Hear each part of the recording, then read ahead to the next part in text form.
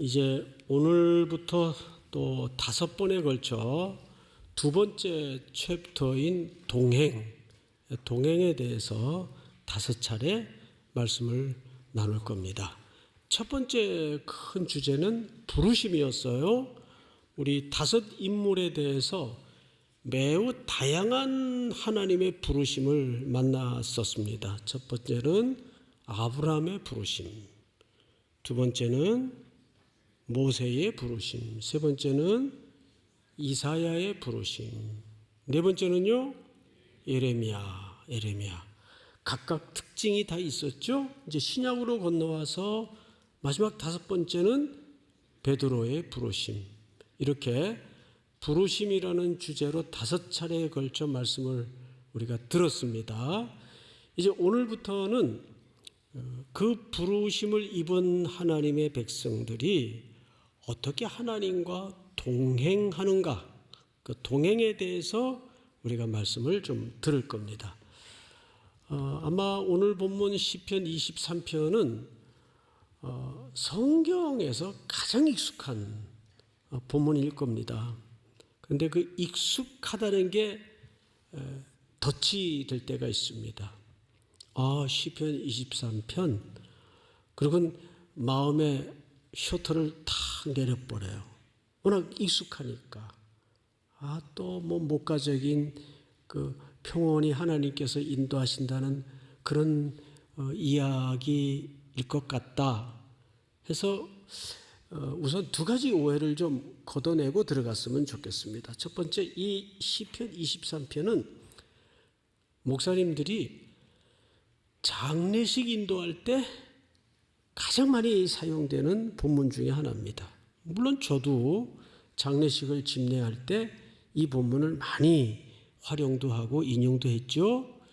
그런 측면이 없는 건 아니에요. 그런데 오늘 이 시편 23편은 그렇게 단선적으로 어느 집례에 필요한 본문으로만 가두어 놓기에는 어마어마한 하나님의 스토리가 담아져 있습니다. 두 번째 걷어낼 오해가 뭐냐 하면 이 본문을 특별히 감성적으로 해석하는 것을 주의해야 됩니다.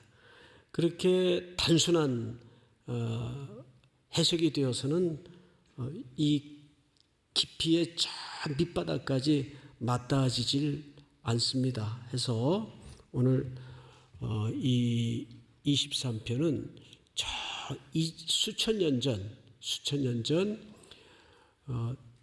다윗의 스토리의 어떤 박제화된 언어가 아니고 여전히 오늘도 2026년 7월 26일 사부에 함께한 여러분들에게 시퍼렇게 살아서 꿈틀거리는 말씀으로 전달되기를 축복합니다. 첫 절 시의 제목이 있죠. 제목이 누구의 시입니까? 다윗의 시. 그런데 이 다윗의 시 할 때 레라는 전치사가 붙어 있어요. 근데 그 전치사는 사실 이중적으로 번역이 가능합니다. 첫째는 지금 번역처럼 다윗의 시라고도 번역이 가능하지만 또 하나의 번역은 다윗을 위한 시라고도 번역을 해요. 그 문법 자체가 둘 다 가능하도록 되어 있습니다. 자, 그런데 학자들은 이 글의 내용으로 봐서 다윗의 경험이 빼곡히 녹아져 있다고 보고 이 번역을 그대로 채택합니다. 다윗의 시. 그래서 우리도 보편적인 해석을 따라서 다윗의 시로 일단 전제를 놓고 이제 첫 절을 들어가겠는데요. 중요하니까 우리 같이 한번 읽어볼까요? 시작. 여호와는 나의 목자시니 내게 부족함이 없으리로다. 아멘.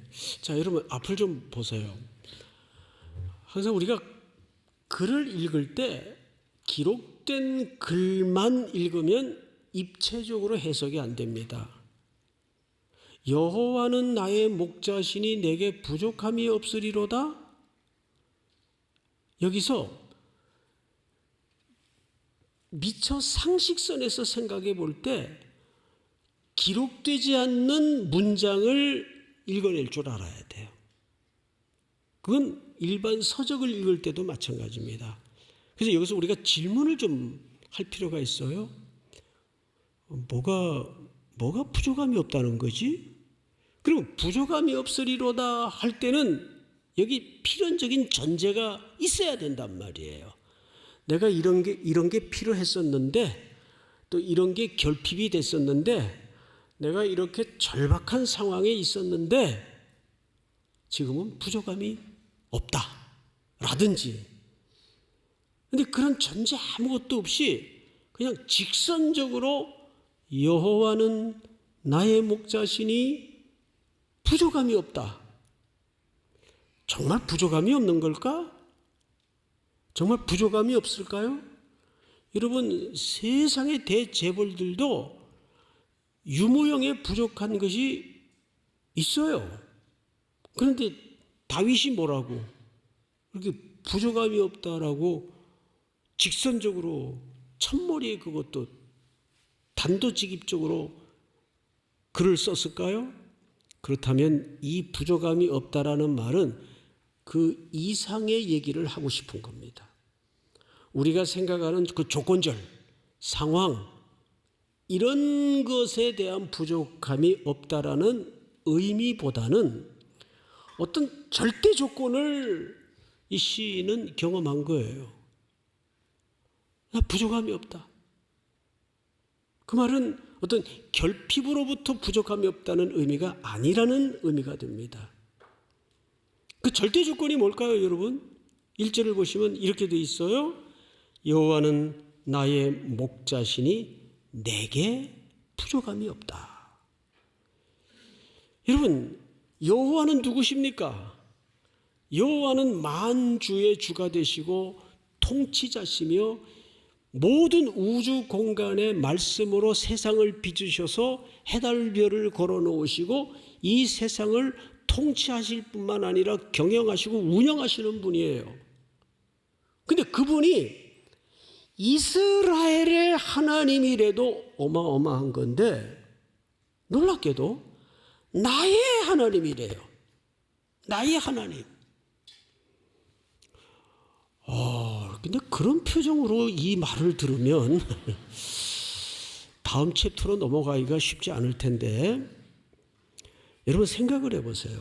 그래서 시편은 이렇게 허공에 둥둥 떠다니는 허로운 언어의 유의가 아니에요. 철저하게 관계 개념으로 들어갑니다. 누구의 하나님? 나의 하나님. 2000년 전이 아니죠. 수천 년 전 다윗이 고백했던 그 우주의 통치자가 되시고 시퍼렇게 살아계셨던 그 하나님을 이스라엘 하나님도 아니고 나의 하나님으로 고백하는 그 고백이 2026년 7월 이 마지막 주일 여러분들의 하나님으로 들어백혀야 돼요. 믿습니까? 이 쩌릿한 충격이 눈이 열어져야 돼요. 할렐루야. 이것은 다윗이 어마어마한 그 하나님이 나의 하나님이 되신다는 이 경험 앞에 다 부족한 것이 없다. 그걸로 됐다 그 말이에요. 그걸로 됐다. 우리 인생은 결국 결핍을 얘기하면 환경적인 거 범주에 머물잖아요. 그죠? 그런데 절대자를 만나니까 거기서 그런 것들로부터 자유가 일어나는 거예요. 자유. 예? 절대자, 창조주, 만유의 주권자이신 그 하나님을 만나니까 거기서 자유로움이 경험되는 겁니다. 성경은 뭐라 그래요? 진리가 너희를 자유케 하리라. 그 진리는 절대적인 존재를 얘기하는 거거든요. 예수. 다윗이 그걸 경험하는 거예요. 그 하나님이 여러분들에게도 하나님이 되시기를 주의 이름으로 축복합니다. 그럼 2절로 넘어가서, 자, 2절을 보시면, 그가 나를 푸른 풀밭에 누이시며 쉴만한 물가로 인도하시는도다. 이제 목자는 양떼들을 데리고 다니면서 쉼을 허락합니다. 길을 가기 전에 먼저 충분히 쉼을 주세요. 쉼. 여기서도 우리가 질문이 나와야 돼요. 이거를 꼭 우리는 목자의 시각에서만 너무 수준 높은 것처럼 보지 마시고 바로 여러분들의 시선, 양의 시선에서 한번 보자고요. 양. 예? 양의 시선에서 보면 여기서도 질문이 나와야 돼요. 양의 시선에서는 가다가 보니까 풀밭이네. 또 조금 따라가다 보니까 흐르는 시냇물이 있네. 자, 여기서 무슨 질문이 상식선에서 나와야 되냐 하면, 그게 갑자기 나타난 거예요? 시냇가가? 그 싱싱하고 푸른 기운을 띤 그 풀밭이 갑자기 나타난 거예요? 그 어떻게 나타난 거예요? 어떻게? 여호와는 나의 목자시니까. 누가 준비하신 겁니까? 목자가, 양을 인도하는 목자가 미리 다 준비해놔요. 얘들 오늘 어디로 데려가서 풀을 뜯기나? 이맘때쯤 배가 고플 시간이 다가오는데, 또 먹으면 물을 마셔야 될 텐데 어디로 가야 시냇물이 있을까? 양이 그걸 일일이 찾아다닐 수 있어요, 없어요? 여러분, 양을 철저히 연구하고 싶어서 중동 지역에서 실제 양을 연구하기 위해 오랫동안 생활을 한 신학자들이 있어요. 그분들이 모아놓은 자료를 이렇게 읽다가 아주 놀랍게도 양의 특성에 대해서 재미있는 몇 가지를 발견했습니다. 일단 양은 이 신체 구조가 중심이 위에가 있어요. 몸통이 퉁퉁하죠. 그리고 다리가 짧고 다리가 가늘어요. 그리고 또 하나는 얘네들은 굉장히 예민해요. 그리고 모기에 물리거나 그러면은 신경질을 내고 잠을 못 자요. 그리고 아주 성격이 소심하고 걱정이 많아요. 겁이 많아요. 걱정보다도 이제 겁이 많다 그래야 되겠죠. 결정적인 거는 지독한 초근시입니다. 2m 불과 제대로 못 봐요. 그러다 보니까 얘네들은 길을 가다가 새길로 빠지거나 목자하고 딱 밀착돼서 가지 않으면 새길로 빠지거나 웅덩이 같은 데 턱 걸려가지고 쉽게 나뒹굴어집니다. 그래서 목동들이 또는 목자들이 들고 다니는 지팡이가 끝이 이렇게 구부러져 있어요. 그래서 그걸 목에다 탁 걸어가지고 꺼내놓거나 건져 올리는 역할을 하죠. 그리고 손 한쪽에는 막대기를 들고 다녀요. 그래서 이 중심 라인에서 자꾸 벗어나는 양떼들이 있죠. 그러면 툭 더 엉덩이 때려가면서 가운데로 몰아요. 세지 못하도록. 그래, 이 양을 그 특징을 읽다 보니까 부끄럽게도 전형적인 저의 모습이에요. 초근시에 다리 짧죠. 예민하죠. 잠 못 자죠. 예? 여러분들도 웃으시지만 조금씩 그런 조각의 특징들을 가지고 있잖아요. 그게 우리예요. 그러니까 얘네들이 어디 가서 풀밭을 발견하고 어디 가서 마실 물을 발견하겠어요. 그냥 열심히 하는 애들은 쫄래쫄래 따라다니다 보면 이미 목자가 그날 또 그 기간의 스케줄에 따라서 풀밭 있을 때 얘네들 먹을 물 있는 데를 다 헤아려 놉니다. 근데 양의 입장에서는 그게 어떻게 나타날까요? 갑자기 나타나는 거예요. 야, 여기 풀밭 있다. 여기 물이 있네. 누구만 철저히 따라가면 그런 대박을 경험할 수 있겠습니까? 목자. 그래서 1절에 다 걸려 있어요. 여호와는 나의 목자시니. 이건 어떤 툭툭 던져놓은 그냥 허공했던 명제가 아니라 철저히 관계 개념이란 말이에요. 여러분들의 모든 삶의 무거운 짐들을 말씀을 듣는 가운데 십자가 밑에 내려놓고 이 고백을 뚫고 들어가야 돼요. 여호와는 나의 목자이시지. 여호와는 나의 목자가 되시지. 믿으십니까?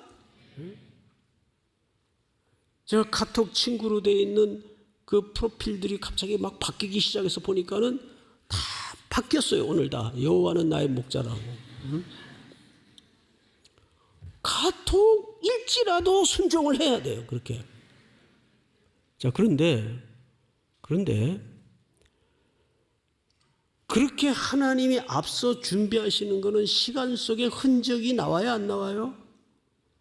여러분, 출애굽기에 가면 애굽에서 400몇 년을 노예살이 하던 이스라엘 백성들이 모세의 인도로 빠져나왔어요. 그리고 바로가 헷가닥 마음이 바뀌어가지고 얘들 괜히 내보냈네. 그리고 이제 철병거와 군마들을 동원해서 추격하기 시작합니다. 쫓아오기 시작합니다. 그 무서운 굉음을 들었던 이스라엘 백성들은 그 홍해가에서 망연자실하고 아연질세 갑니다. 이거 어떡하나. 그리고 바로 분노를 터뜨리는데 모세를 향해서, 아론을 향해서, 야, 이 사람들아, 언제 우리가 구원해달라 그랬냐?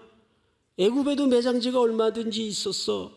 그런데 왜 우리를 여기 이끌어내가지고 이 고생을 시키고 이렇게 우리를 좌절케 만들고 절망케 하나? 하나님을 원망하고 온갖 모욕과 욕설을 퍼붓고 난리가 났어요. 어둑어둑 밤이 찾아오자 대성통곡하고 웁니다. 애굽으로 돌아가자고. 우리 이거 어떡하냐고. 앞에는 홍해가 가로막혀 흐르고 있죠. 어떡합니까? 그때 모세가 너희는 가만히 있어서 오늘 여호와께서 너희에게 행하시는 구원을 보라. 놀랍게도 그들이 통곡하고 불신의 아우성을 터뜨리던 그 밤에 하나님이 뭐 하셨나요? 동풍 선풍기를, 대형 선풍기를 마련하셔서 밤새 뜨거운 바람을 불게 하셨어요. 그리고 홍해가 갈라질 때 그 바다 밑에 하나님이 뭘 준비하셨습니까? 바다 밑에 시퍼렇게 흐르던 바다 밑에 길을 준비하신 게 아니라 마른 땅을 준비하셨어요. 동편 바람을 불게 하셔서 밤새 땅을 말리셨어요. 여러분 생각해 보세요. 그 오랜 세월 물로 덮여있던 그 질퍽질퍽하는 땅이 바다 쫙 갈라졌다고 에어른 노약자, 거기에는 장애를 가진 분들도 계실 텐데 그 척척척 걸어갈 수 있었겠어요? 그들이 마른 땅으로 건넌 겁니다. 그 누가 앞서 준비하신 겁니까? 하나님이 앞서 준비하신 겁니다. 할렐루야. 이것이 목자의 놀라운 은혜입니다. 갑자기 가다가 풀밭이 있네? 갑자기 가다가 시내가 나오네? 그러나 양들의 시선에서는 그런 것 같지만 이미 이 양떼의 목자가 되시는 선한 목자께서 모든 우리의 앞길을 한 걸음 한 걸음 준비하셨다고 말이에요. 근데 우리는 그 하나님의 시간과 하나님의 흔적을 못 봐요, 잘. 그리고 지나고 나서야 야, 이거 하나님이 하셨구나. 지나고 나서야. 그때 우리는 겨우 눈금 하나가 자라는 거예요. 자, 이제 그 다음 절을 보실까요? 3절. 우리 3절은 우리 찬양대원들이 한번 읽어주시겠습니까? 3절 시작.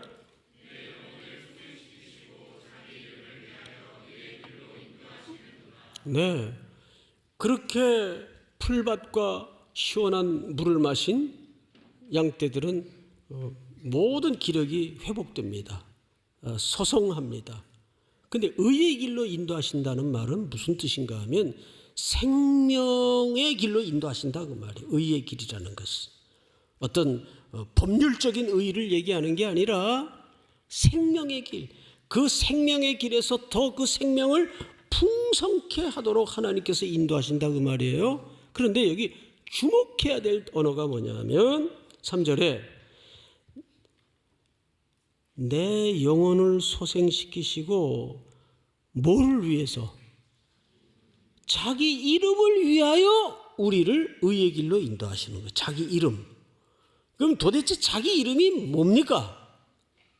세 가지 개념이 이 자기 이름 속에 녹아져 있어요. 첫째, 자기 이름은 일단 아버지의 명예입니다. 목자의 명예입니다. 여호와는 나의 목자. 그럼 누구의 명예겠어요? 하나님의 명예가 우리 각자에게 다 걸려 있는 거예요.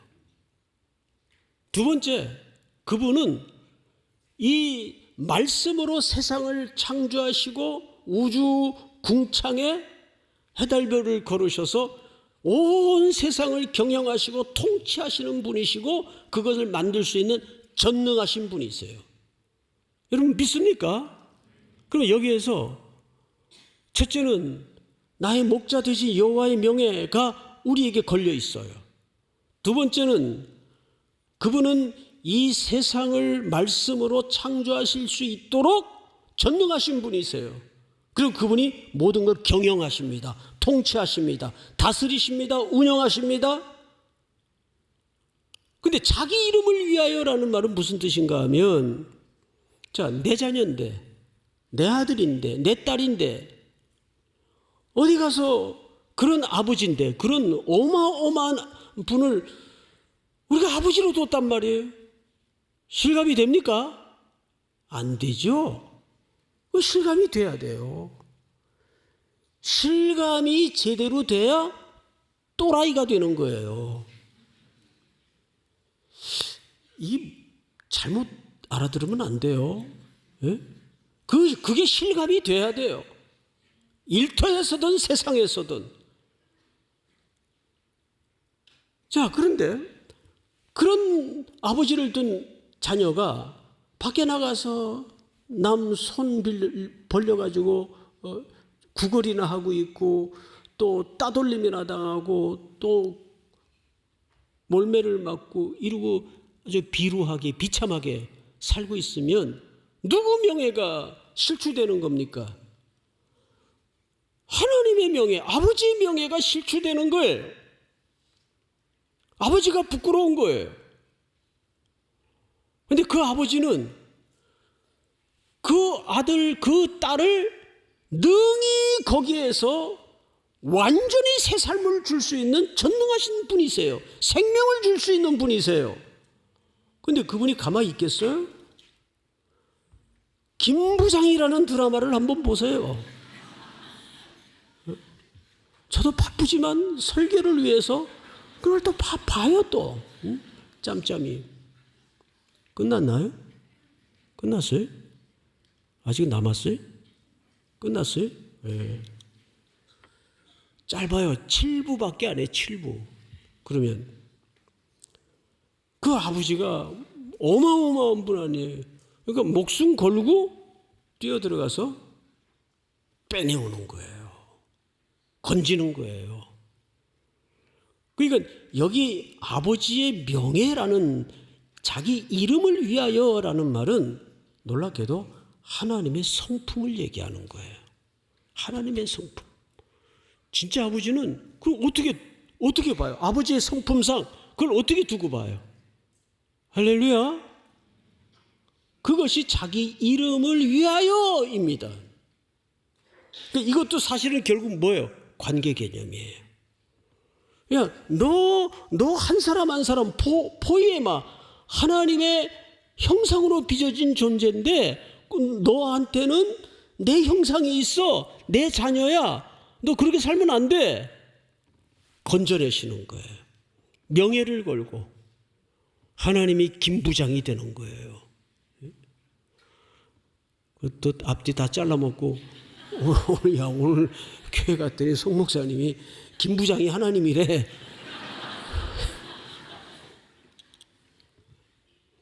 나는 김부장이 하나님이라고 한 적이 없어요. 네. 비유를 들면 비유를. 할렐루야. 자, 이제 제일 중요한 구절에 이르렀습니다. 4절 우리 한번 같이 읽어볼까요? 시작. 내가 사망의 음침한 골짜기로 다닐지라도 해를 두려워하지 않을 것은 주께서 나와 함께 하심이라. 주의 지팡이와 막대기가 나를 안위하시나이다. 자, 여기서도 아까 1절에서 질문했던 것처럼 당연히 기록돼야 되는데 쓰여지지 않음으로 더 큰 이야기를 하고자 하는 메시지가 행간 사이에 감춰져 있어요. 기록되지 않았어요. 그래서 더 많은 이야기를 지금 이 글은 하고 있는 겁니다. 무슨 얘기가 상식선에서 있어야 될까요? 여기서 여러분 생각하는 어간에 제가 이 4절을 다시 한번 읽어드릴 테니까 들어보세요. 눈은 글을 읽으시고 귀는 들어보세요. 내가 사망의 음침한 골짜기로 다닐지라도 해를 두려워하지 않을 것은 주께서 나와 함께 하심이라. 주의 지팡이와 막대기가 나를 안위하시나이다. 여기 무슨 질문이 없습니까? 예. 하나님 또는 목자님, 아버지, 왜 하필 그 좋은 길 내비두고 왜 이 골짜기로 나를 데리고 왔어요? 이거 당연히 여러분 양의 시각에서 질문이 나와야 될 거 아니에요, 그죠? 내가 언제 여기 온다고 그랬습니까? 왜 하필 나를 골짜기로 안내하십니까? 이 골짜기가 양들에게는 무서운 길이고 두려운 길이고 걱정이 가득한 불안한 길인 걸 목자가 몰랐겠어요? 당연히 알죠. 양들의 생리를 잘 알 테니까. 요한복음 10장에도 보면 참 목자는 양을 알고 참 양은 목자의 음성을 안다 그러잖아요. 그 질문이 있어야 돼요. 왜 하필 사망의 음침한 골짜기로 나를 인도하셨습니까? 요한복음 10장에 보면 자 이렇게 돼 있어요. 요한복음 10장 나는 선한 목자라. 선한 목자는 양들을 위하여 뭘 버리거니와 목숨을 버리거니와. 이게 선한 목자의 특징이에요. 그런데 왜 글로 양들을 이끌어가죠? 자 여기에는 이런 의미가 있습니다. 첫 번째, 이 두렵고 무섭고 불안한 길을 걸을 때 양의 특성상 목자에게 바짝 붙어가요. 거기서 어디에서도 경험하지 못했던 목자와 양 간의 짙은 스킨십이 이루어지는 거예요. 거기서 목자를 더 깊이 알아가요. 무서워가지고 걸음조차 걷는 양은 목자가 안고 가요. 못된 목자는 양을 타고 가겠지만, 예?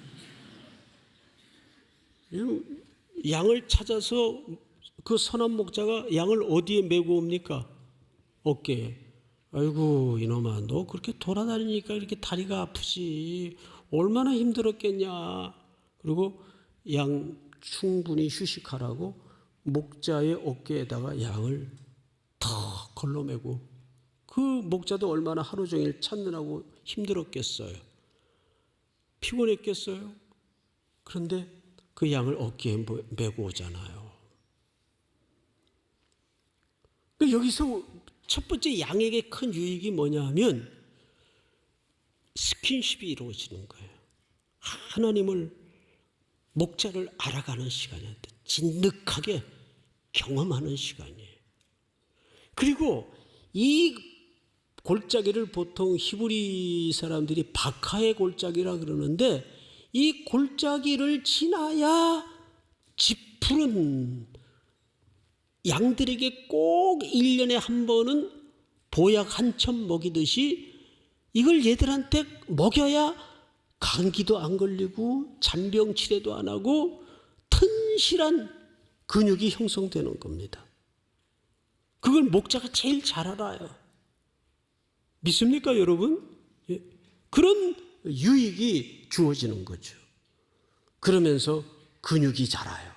가파른 산등성이를 찡찡거리면서 기어오르다 보면 근육이 자라요. 튼튼해져요. 사망의 음침한 골짜기인 줄 알았더니 거기서 더 하나님의 풍요를 만나는데, 여기서 인칭이 바뀝니다. 4절에서 잘 보세요. 내가 사망의 음침한 골짜기로 다닐지라도 해를 두려워하지 않을 것은 주께서 나와 함께 하심이라. 주께서 나와 주님이 됩니다. 나와 함께 하심이라. 근데 여기에서 그러면 모든 결핍이, 모든 불안이, 모든 그런 것들이 해소되고 제거가 됐느냐? 불안은 여전히 존재해 있고, 여전히 무서워요. 여전히 두려워요. 그런데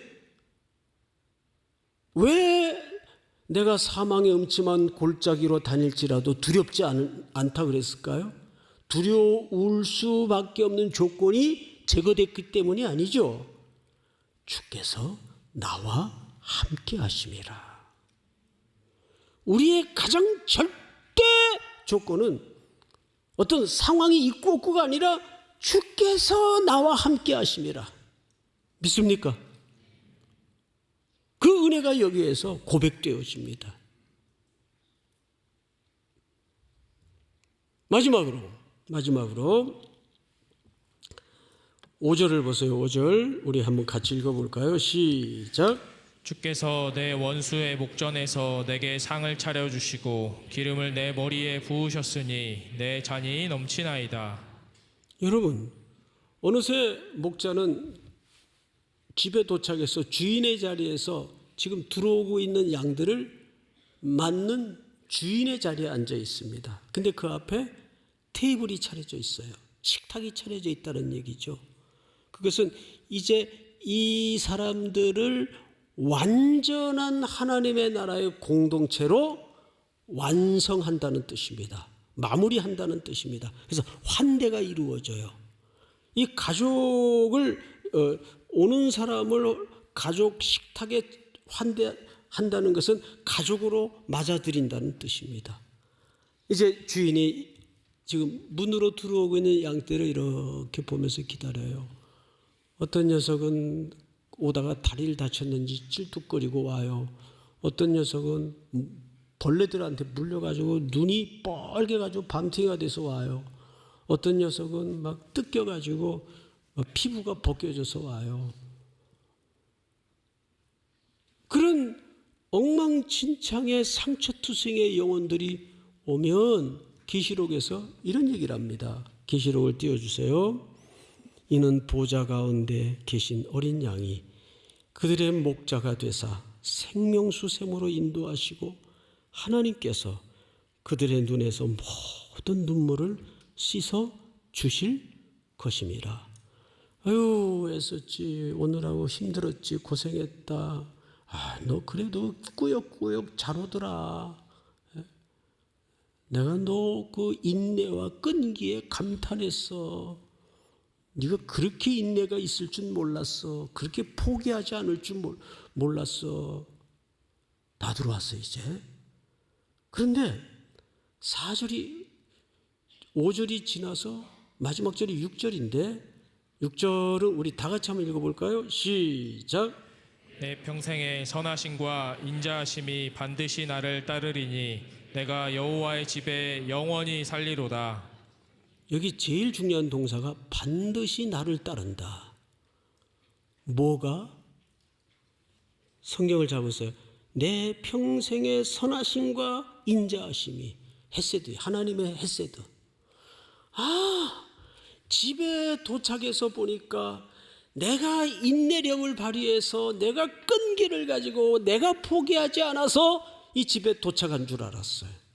그랬더니 원수의 공격만 내 평생을 공격하고 집요하게 추적하고 나를 무너뜨리려고 공격하고 힘들게 하는 줄 알았는데 그거보다 더 집요한 하나님의 선하심과 하나님의 자비가 우리를 쫓고 있었다고요. 그 은혜로 우리가 아버지의 집에 도착하는 겁니다. 믿습니까? 원수가 10km로 달리면 하나님은 20km로 달리는 거예요. 어딜 손대지 마라. 기어코 아들 예수 그리스도를 십자가에 매다셔서 아버지의 집에 우리를 들이시는 겁니다. 남은 8월, 9월, 10월, 11월, 12월 이제 5달 남았어요.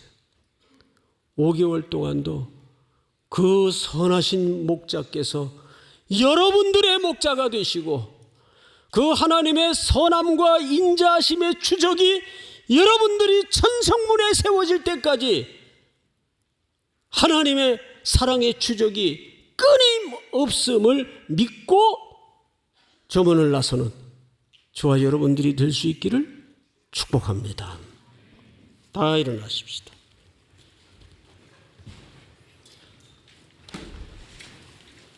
광야에 서서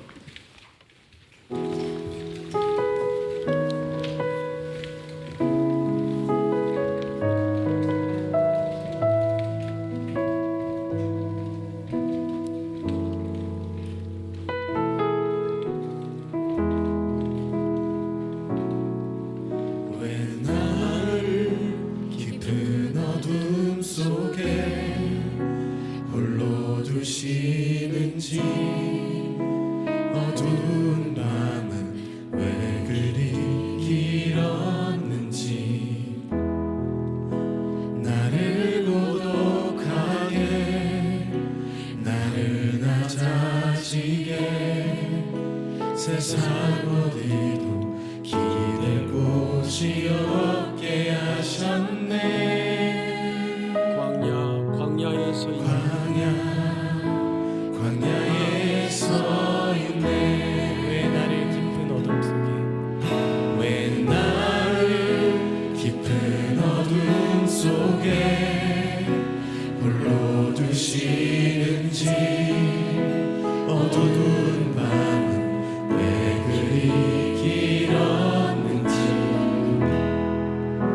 나를 고독하게 나를 낮아지게 세상 어디도 기댈 곳이 없게 하셨네.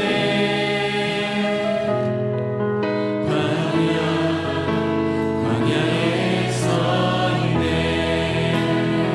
두 손을 높이 들고 주님만 내 도움이 되시고 주님만 내 빛이 되시는 주님만 내 친구 되시는 광야 주님 손 놓고는 단 하루도 살 수 없는 곳 광야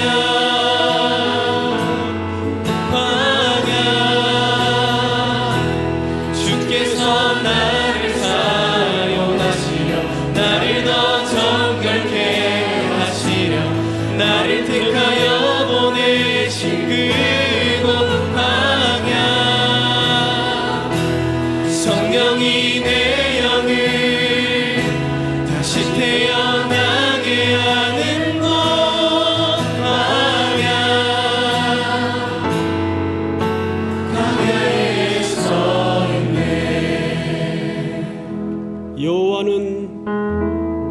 목자시니 내게 부족함이 없으리로다.